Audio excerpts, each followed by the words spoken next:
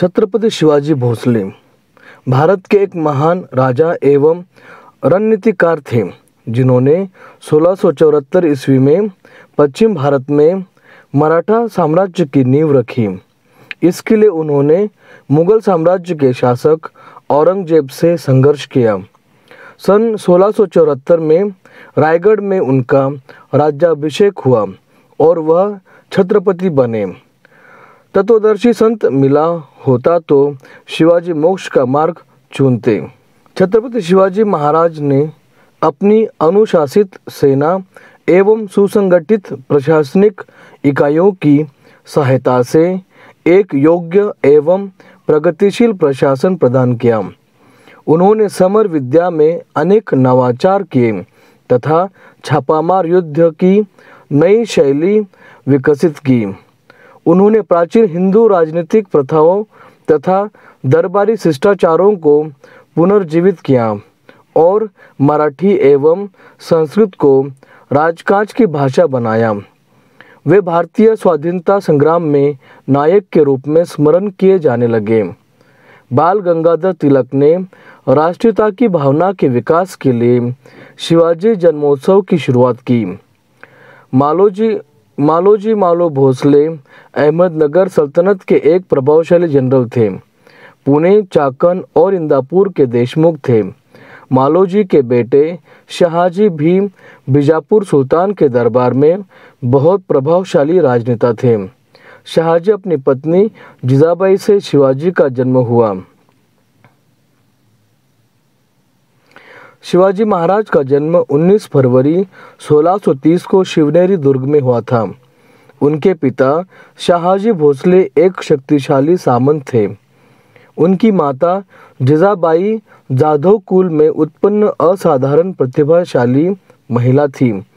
शिवाजी महाराज के बड़े भाई का नाम संभाजी था, जो अधिकतर समय अपने पिता शाहजी भोसले के साथ ही रहते थे। शाहजी राजे की दूसरी पत्नी तुकाबाई मोहिते थी। उनसे एक पुत्र हुआ जिसका नाम एकोजी राजे था। शिवाजी महाराज के चरित्र पर माता पिता का बहुत प्रभाव पड़ा। उनका बचपन उनकी माता के मार्गदर्शन में बीता। उन्होंने राजनीति एवं युद्ध की शिक्षा ली थी। वे उस युग के वातावरण और घटनाओं को भली प्रकार समझने लगे थे। उनके हृदय में स्वाधीनता की लौ प्रज्वलित हो गई थी। उन्होंने कुछ स्वामी भक्त साथियों का संगठन किया। उस समय बीजापुर का राज्य आपसी संघर्ष तथा विदेशी आक्रमण काल के दौर से गुजर रहा था। ऐसे साम्राज्य के सुल्तान की सेवा करने के बदले उन्होंने मावलों को बीजापुर के खिलाफ संगठित करने लगे। मावल प्रदेश पश्चिम घाट से जुड़ा है और कोई 150 किलोमीटर लंबा और 30 किलोमीटर चौड़ा है। वे संघर्षपूर्ण जीवन व्यतीत करने के कारण कुशल योद्धा माने जाते हैं। इस प्रदेश में मराठा और सभी जाति के लोग रहते हैं।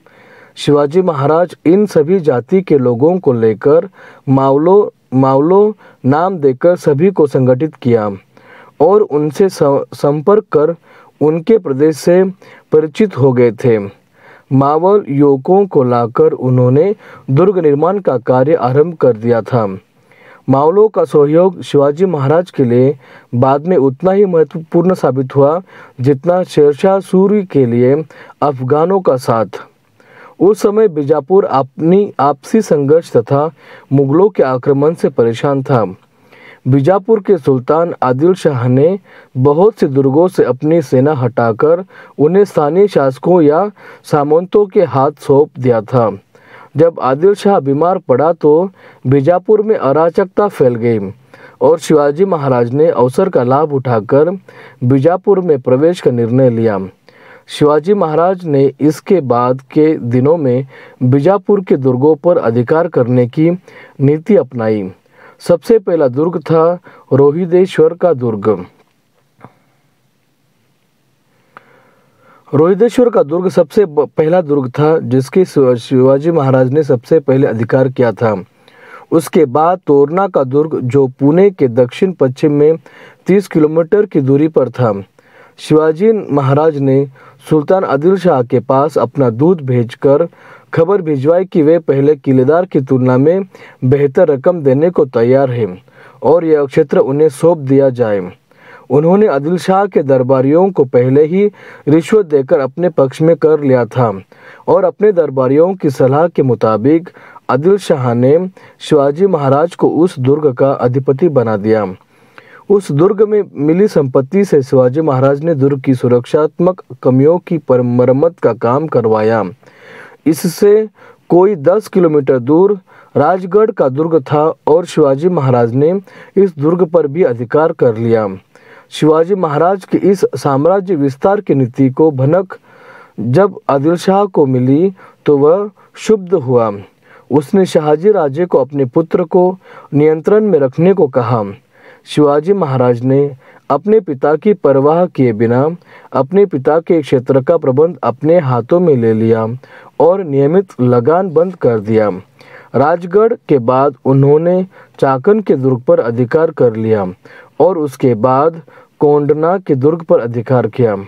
परेशान होकर सबसे काबिल मिर्जा राजा जयसिंह को भेजकर शिवाजी महाराज के 23 किलों पर कब्जा किया। उसने पुरंदर के किले को नष्ट कर दिया। शिवाजी महाराज को इस संधि की शर्तों को मानते हुए अपने पुत्र संभाजी को मिर्जा राजा जयसिंह को सौंपना पड़ा। बाद में शिवाजी महाराज के मावला तानाजी मालुसरे ने कोंढाना दुर्ग पर कब्जा किया, पर उस युद्ध में वह वीरगति को प्राप्त हुए थे। उनकी याद में कोंडाना पर अधिकार करने के बाद उसका नाम सिंहगढ़ रखा गया। शाहजी राजे को पुणे और सुपा की जागीरदारी थी और सुपा का दुर्ग उनके संबंधी बाजी मोहिते के हाथ में थी। शिवाजी महाराज ने रात के समय सुपा के दुर्ग पर आक्रमण करके दुर्ग पर अधिकार कर लिया और बाजी मोहिते को शाहजी राजे के पास कर्नाटक भेज दिया। उसकी सेना का कुछ भाग भी शिवाजी महाराज की सेवा में आ गया। इसी समय पुरंदर के किलेदार की मृत्यु हो गई और किले के उत्तराधिकार के लिए उसके तीनों बेटों में लड़ाई छिड़ गई। 2 भाइयों के निमंत्रण पर शिवाजी महाराज पुरंदर पहुंचे और कूटनीति का सहारा लेते हुए उन्होंने सभी भाइयों को बंदी बना लिया। इस तरह पुरंदर के किले पर भी उनका अधिकार स्थापित हो गया। 1647 ईस्वी तक वे चाकन से लेकर नेरा तक के भूभाग के भी अधिपति बन चुके थे। अपनी बढ़ी सैनिक शक्ति के साथ शिवाजी महाराज ने मैदानी इलाकों में प्रवेश करने की योजना बनाई। एक अश्वारोही सेना का गठन कर शिवाजी महाराज ने आबाजी सौंदर के नेतृत्व में कोंकण के विरुद्ध एक बीजापुर का सुल्तान शिवाजी महाराज की हरकतों से पहले ही आक्रोश में था। उसने शिवाजी महाराज के पिता को बंदी बनाने का आदेश दे दिया। शाहजी राजे उस समय कर्नाटक में थे और एक विश्वासघाती सहायक बाजी घोरपड़े द्वारा बंदी बनाकर बीजापुर लाए गए। उन पर यह भी आरोप लगाया गया कि उन्होंने कुतुब शाह की सेवा प्राप्त करने की कोशिश की थी, जो गोलकुंडा का शासक था, और इस कारण आदिल शाह का शत्रु बीजापुर के 2 सरदारों की मध्यस्थता के बाद शाहजी महाराज को इस शर्त पर मुक्त किया गया कि वे शिवाजी महाराज पर लगाम कसेंगे। अगले 4 वर्षों तक शिवाजी महाराज ने बीजापुर के खिलाफ कोई आक्रमण नहीं किया। इस दौरान उन्हें अपनी सेना संगठित की। शाहजी की मुक्ति की शर्तों के मुताबिक शिवाजी राजा ने बीजापुर के क्षेत्रों पर आक्रमण तो नहीं किया, पर उन्होंने दक्षिण पश्चिम में अपनी शक्ति बढ़ाने की चेष्टा की। पर इस क्रम में जावली का राज्य बाधा का काम कर रहा था। यह राज्य सातारा के सुदूर उत्तर पश्चिम में वामा और कृष्णा नदी के बीच में स्थित था। यहाँ का राजा चंद्रराव मौर्य था, जिसने ये जागीर शिवाजी महाराज से प्राप्त की थी। शिवाजी महाराज ने मौर्य शासक चंद्रराव को स्वराज में शामिल होने को कहा, पर चंद्रराव बीजापुर के सुल्तान के साथ मिल गया। सन 1656 में शिवाजी महाराज ने अपनी सेना लेकर जावली पर आक्रमण कर दिया। चंद्रराव मौर्य और उसके दोनों पुत्रों ने शिवाजी महाराज के साथ लड़ाई की, पर अंत में वे बंदी बना ले गए, पर चंद्रराव भाग गया। स्थानीय लोगों ने शिवाजी महाराज के इस कृत्य का विरोध किया, पर वे विद्रोह को कुचलने में सफल रहे। इससे शिवाजी महाराज को उस दुर्ग में संग्रहित 8 वंशों की संपत्ति मिल गई। इसके अलावा कई मावल सैनिक मुरारबाजी देशपांडे भी शिवाजी की सेना में सम्मिलित हो गए। मुगलों से पहली मुठभेड़। शिवाजी महाराज के बीजापुर तथा मुगल दोनों शत्रु थे। उस समय शाहजादा औरंगजेब दक्कन का सूबेदार था। इसी समय 1 नवंबर 1656 को बीजापुर के सुल्तान आदिल शाह की मृत्यु हो गई, जिसके बाद बीजापुर में अराजकता का माहौल पैदा हो गया। इस स्थिति का लाभ उठाकर औरंगजेब ने बीजापुर पर आक्रमण कर दिया और शिवाजी महाराज ने औरंगजेब का साथ देने की बजाय उस पर धावा बोल दिया। उनकी सेना ने जुन्नर नगर पर आक्रमण कर ढेर सारी संपत्ति के साथ 200 घोड़े लूट लिए। अहमदनगर से 700 घोड़े, 4 हाथी के अलावा उन्होंने गुंडा तथा रेसिन के दुर्ग पर भी लूटपाट मचाई। इसके परिणाम स्वरूप औरंगजेब शिवाजी महाराज से खफा हो गए और मैत्री वार्ता समाप्त हो गई। शाहजहां के आदेश पर औरंगजेब ने बीजापुर के साथ संधि कर ली और इसी समय शाहजहां बीमार पड़ गया।